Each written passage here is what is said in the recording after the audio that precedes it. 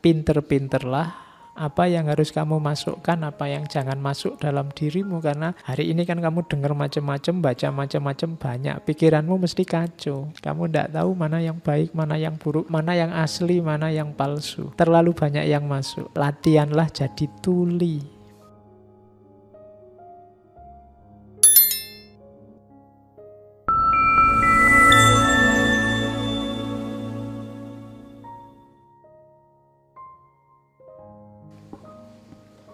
Bismillah. Assalamualaikum warahmatullahi wabarakatuh. Bismillah. Kita lanjutkan ngaji kita. Ada kisah terkenal sekali kalau di barat, namanya kisah katak kecil, Little Frog. Ini biasanya diceritakan ke anak-anak TK. Kalian tak anggap TK dulu sementara. Jadi satu ketika ada rombongan katak kecil. Hari ini kan populer sekali cebong itu ya. Cuma tadi mau tak tulis kisah cebong itu nanti tersinggung kalian.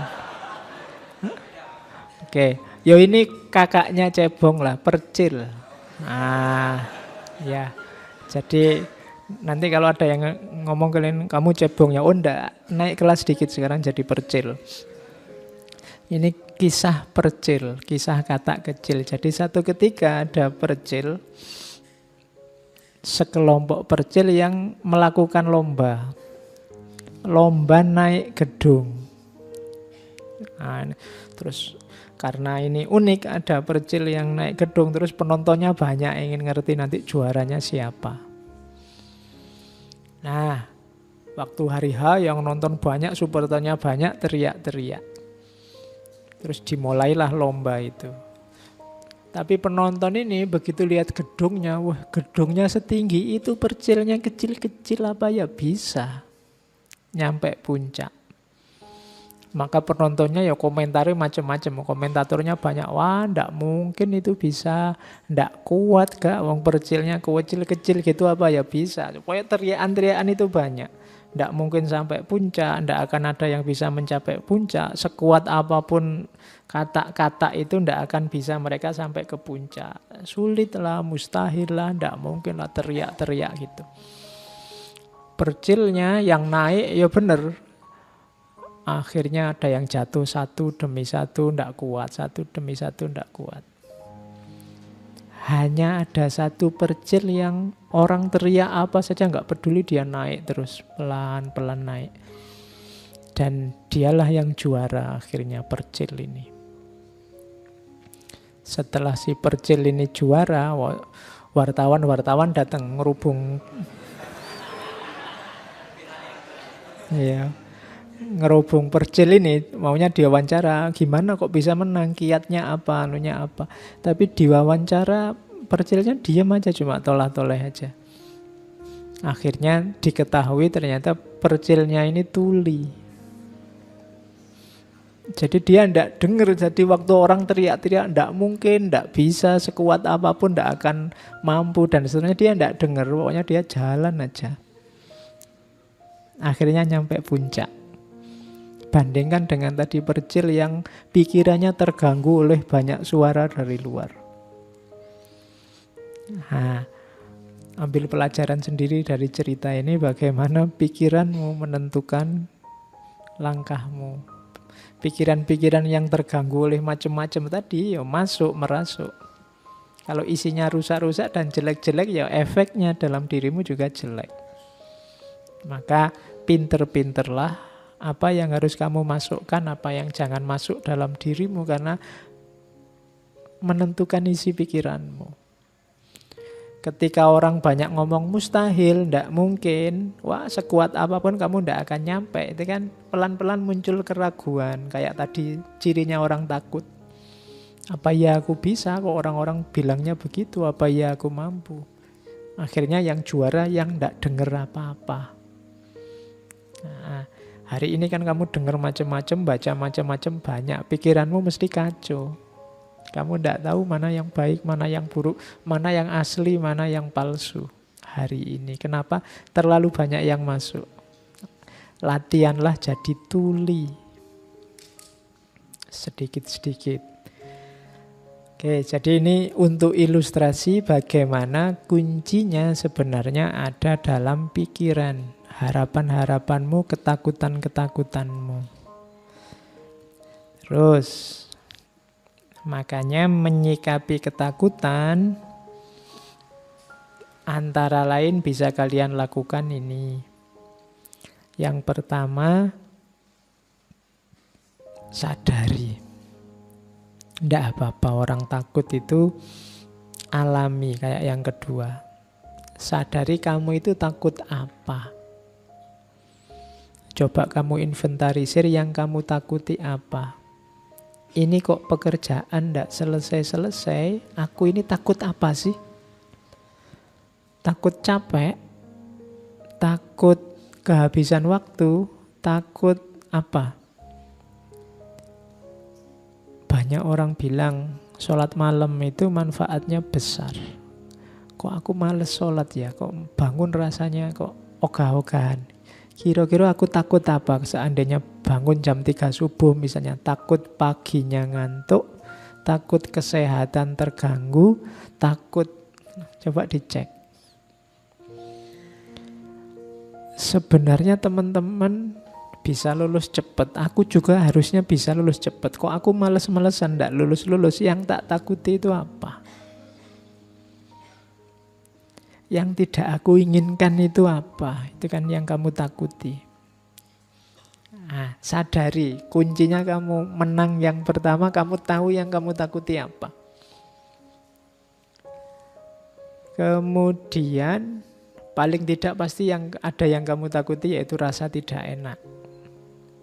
Kenapa kok ndak tekun baca buku? Mungkin karena baca buku itu ndak enak. Lebih enak baca HP misalnya. Itu kan yang penting kamu jelas sekarang yang kamu takuti itu apa. Yang pertama itu sadari, terus ingatkan bahwa itu alami. Sejak kemarin saya wanti-wanti jangan suka marah-marah sama dirimu sendiri. Ingatkan bahwa oh ya alami rasa takut ini, tapi ini tidak terlalu bagus kalau dibiarkan. Jadi tidak harus dirimu dimarahi. Terus persiapkan diri, pelajari rasa takutmu dan hadapi, fight tadi. Bertarunglah. Kalau memang tadi misalnya ya kamu malas bangun malam karena takut paginya ngantuk. Sekarang dihadapi, disiapkan, dipelajari. Oh biar paginya tidak ngantuk tapi tetap bangun malam apa? Biar lulus cepat, suka baca buku tapi menikmati buku, tidak tersiksa karena buku apa? Itu namanya menyiapkan diri.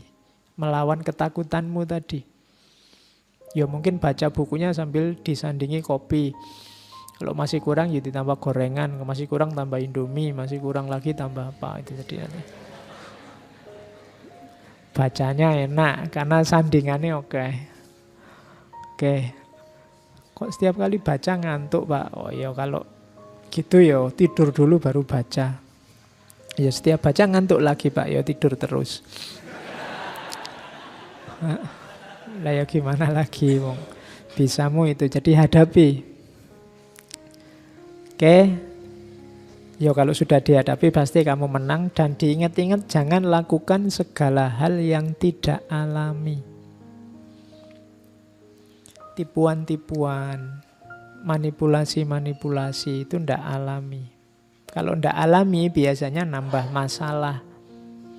Misalnya tadi kamu tidak lulus-lulus Pak, ujian bolak-balik ikut ujian juga tidak lulus. Biar besok lulus aku tak nyontek, itu tidak alami, manipulasi. Bisa nambah masalah baru. Nembak kok ditolak, saya takut ditolak lagi Pak. Enaknya ya, poneng dukun apa ya misalnya. Itu hati-hati bisa nambah masalah lagi. Yang tidak seharusnya. Kok tidak dapat uang Pak, enaknya gimana biar dapat uang? Ya lakukan secara alami saja. Segala yang tidak alami biasanya nambah masalah. Kan banyak itu kan yang tertipu investasi sekian, nanti dalam waktu sekian kaya raya itu. Yang tidak alami-alami itu biasanya panennya masalah. Jangan lakukan yang tidak alami. Taklukkan ketakutanmu secara natural saja, dikalkulasi yang rasional. Oke, terus, nah sekarang kita belajar Freud. Ada ketakutan, itu katanya Freud adalah ketegangan. Seperti saya bilang tadi ya, tension.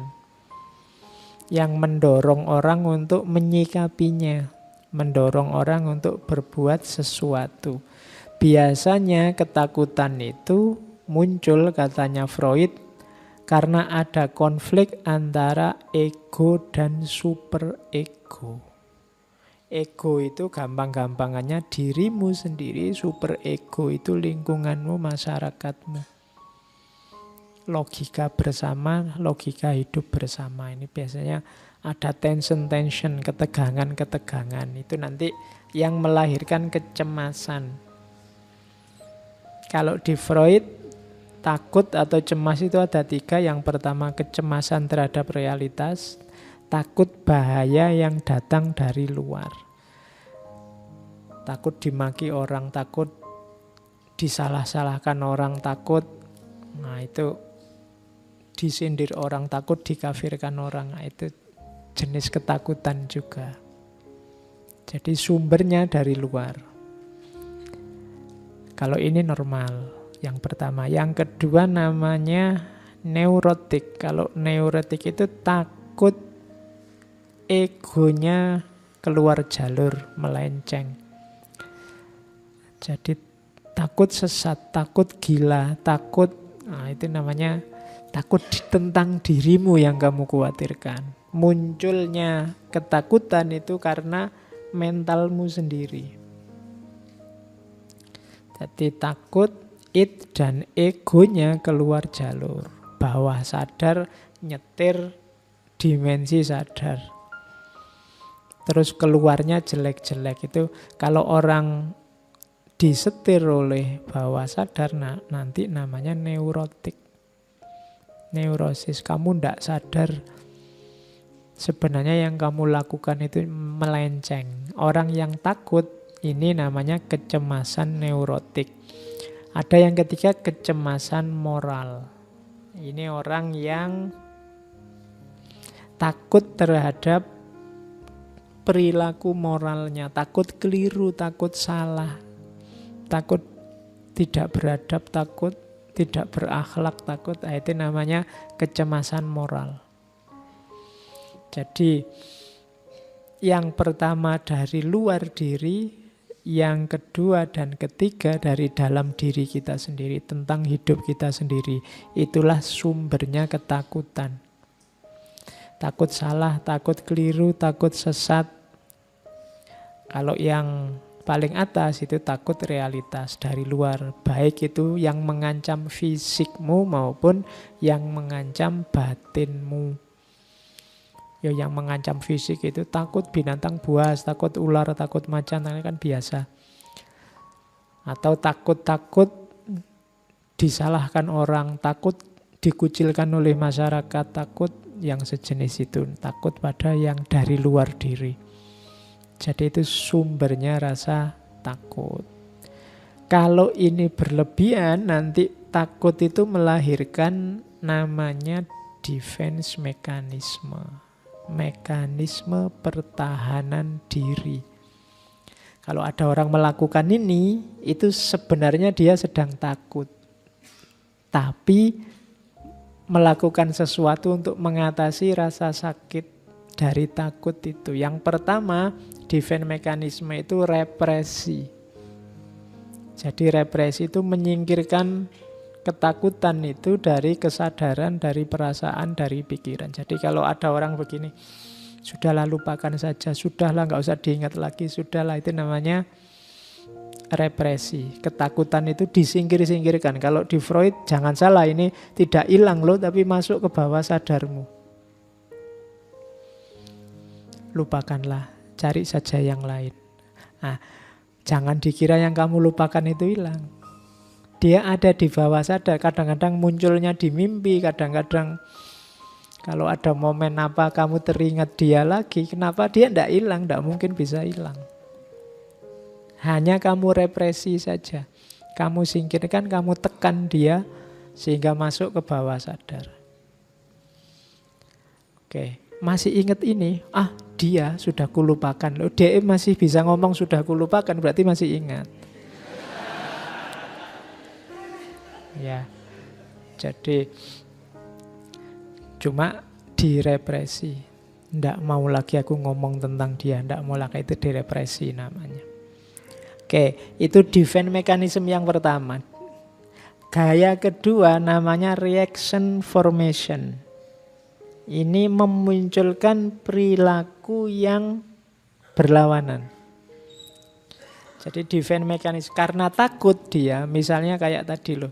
Takut ketahuan kalau jatuh cinta, terus gayanya kayak ndak suka, gayanya kayak cuek.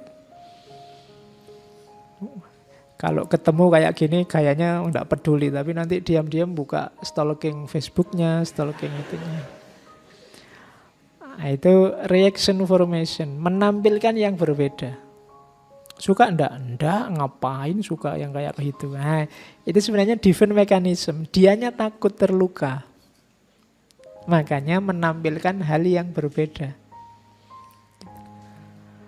Enak enggak makanan di situ? Ah, enggak, biasa saja. Itu kan biasanya ada yang kamu takuti. Mau ngomong enak nanti dibilang geragas atau dibilang apa. Itu defense mechanism juga. Misalnya, kamu rajin ngaji filsafat. Ah, enggak, ya kadang-kadang saja. Padahal kamu tiap Rebu di sini depan sendiri lagi.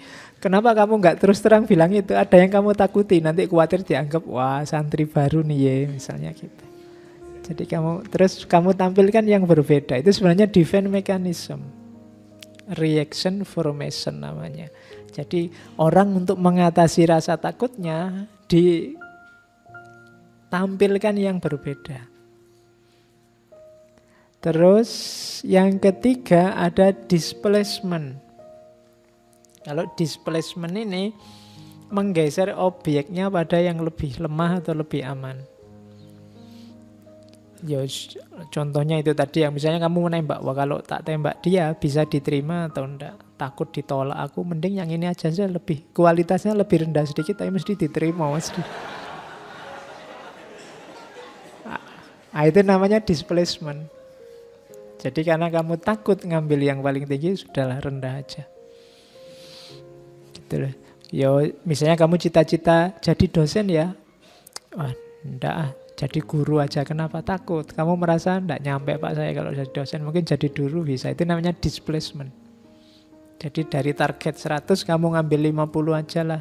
Karena kamu takut, kamu nyari amannya saja.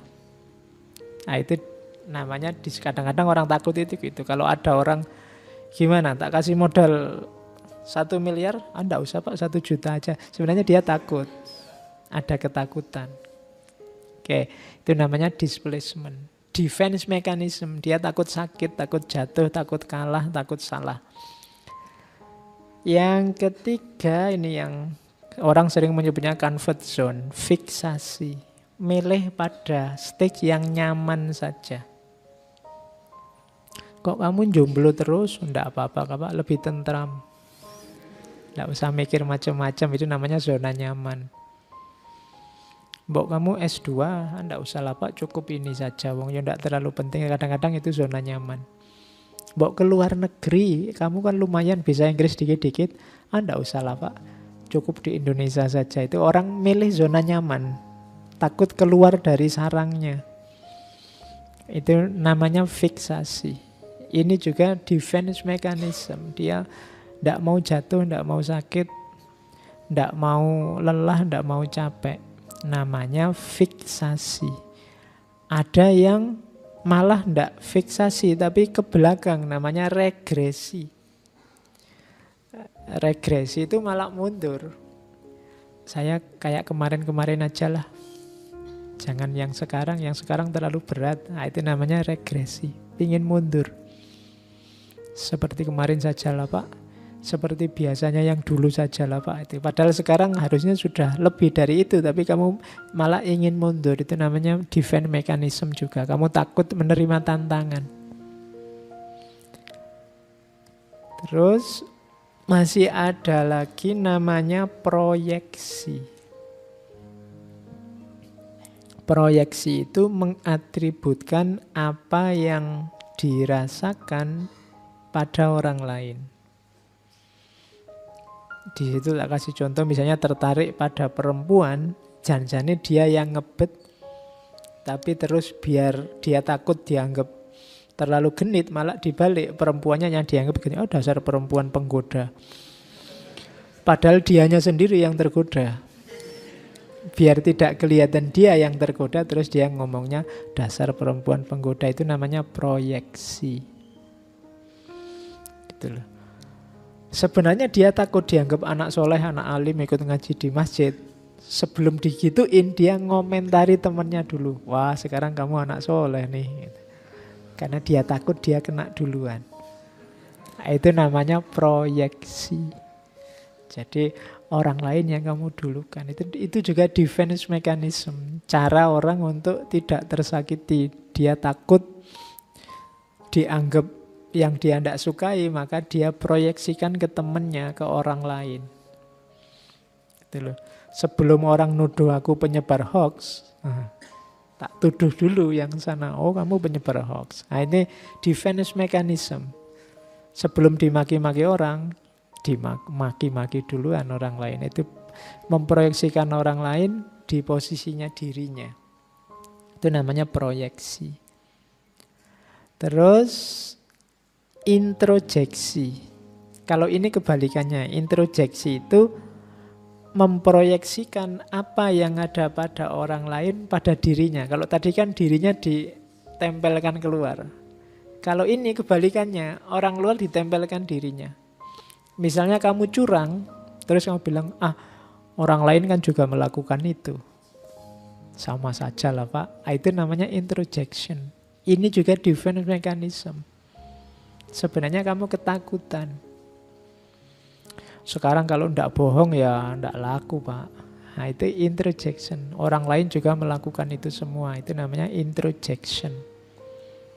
Ini menunjukkan ketakutan. Sadari ketakutanmu, taklukkan. Kalau tidak begitu, kamu nanti hidup dalam kebohongan terus. Dengan alasan orang lain juga begitu. Kok saya sendiri sih yang dikejar-kejar? Yang lain kan juga melakukan salah yang sama, bahkan lebih besar. Itu introjection. Jadi memasukkan yang lain dalam kasusmu. Terus yang ketiga sublimation. Sublimasi itu mengalihkan dorongan, mengalihkan hasrat. Karena kamu takut hasratmu ini ditolak oleh masyarakat, terus kamu alihkan ke hasrat yang bisa diterima oleh masyarakat. Misalnya sebenarnya hobimu musik rock, cuma kalau kamu dengerin musik rock terus, tetangga kamarmu sumpek. Akhirnya ganti sekarang tak sublimasi. Sama-sama musik tapi sekarang ganti qasidah misalnya. Nah, biar tentram, biar setannya keluar. Nah, ini namanya sublimasi, digeser. Hasrat, dorongan, misalnya kamu sangat ingin kuliah, cuma tidak punya uang. Akhirnya digeser ini, tidak jadi kuliah, tapi yang penting mendengarkan aja pengajian, kuliah subuh kan sama saja misalnya. Itu sublimasi. Keinginanmu apa, digeser jadi apa. Itu juga menunjukkan sebenarnya kamu takut. Tidak berani tanding di keinginanmu yang sebenarnya. Di hasratmu yang sebenarnya. Dan yang terakhir, defense mechanism itu rasionalisasi. Rasionalisasi itu nyari alasan pembenar. Jadi rasionalisasi itu berarti sebenarnya itu tidak rasional, tapi dibikin rasional. Kok kamu nyontek? Loh, saya nyontek ini Pak, demi birrul walidain Pak, untuk berbuat ya kan, berbuat baik pada orang tua Pak. Kalau saya nyontek, nanti kan nilai saya bagus. Kalau nilai saya bagus, lulusnya cepat. Kalau saya lulusnya cepat, orang tua saya bahagia, Pak. Jadi ini jangan salah, saya nyontek ini dalam rangka membahagiakan orang tua, Pak. Nah, ini namanya rasionalisasi. Yang ndak rasional dibikin rasional. Gitu loh. Kok orang lain usil sekali sih? Wong ini ya pacar-pacarku, tak bawa ke hotel kan atas biayaku sendiri. Kita suka sama suka, ndak ada paksaan, rela sama rela. Kalau ada resikonya tak tanggung-tanggung sendiri. Kok yang lain cerewet kenapa? Itu rasionalisasi namanya. Jadi sesuatu yang salah, yang ndak rasional dibikin rasional. Itu juga defense mechanism. Saya enggak ngapa-ngapain kok di kamar itu, berdua cuma konsultasi, cuma diskusi, kemudian kan capek terus mandi, kan cuma itu aja kok. Orang nuduhnya macam-macam misalnya. Itu rasionalisasi. Loh, aku sama pacarku berdua malam-malam di kamar itu kita ngaji bersama, tahajud bersama.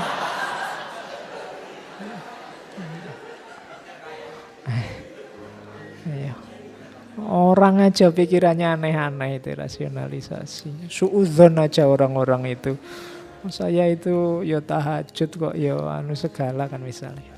Ya tahajudnya sujud terus. Oke. Itu namanya defense mechanism. Jadi cara orang untuk mempertahankan dirinya dari bahaya-bahaya apa yang dia takuti. Nanti kalian perhatikan ya, di sekelilingmu nanti ada banyak sekali gaya-gaya ini. Orang-orang itu sebenarnya dia sedang ketakutan.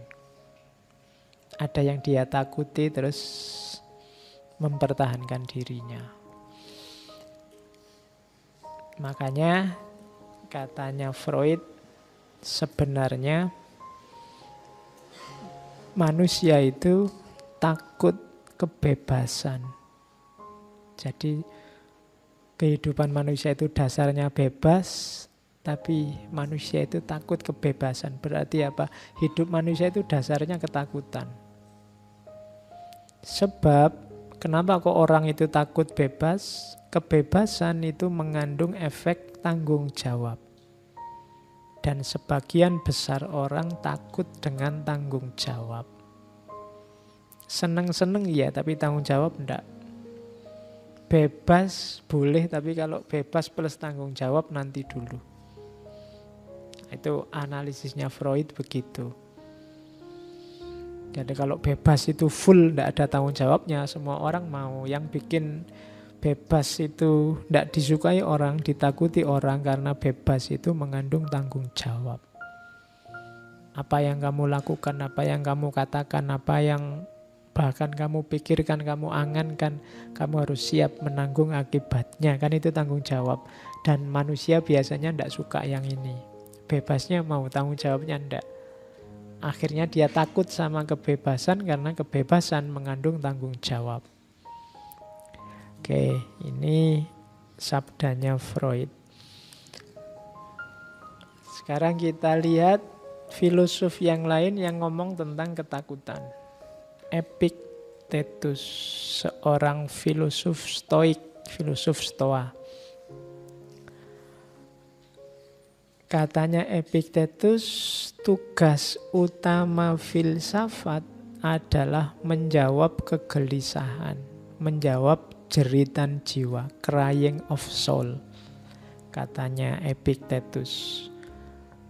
Memberikan pemahaman, yang kedua, dan yang ketiga, membebaskan dari apa? Sedih dan takut. Itu tugasnya filsafat. Jadi kalian belajar filsafat itu harusnya jiwamu tenang, akalmu tenang karena faham, hidupmu juga tenang karena bebas dari sedih dan takut.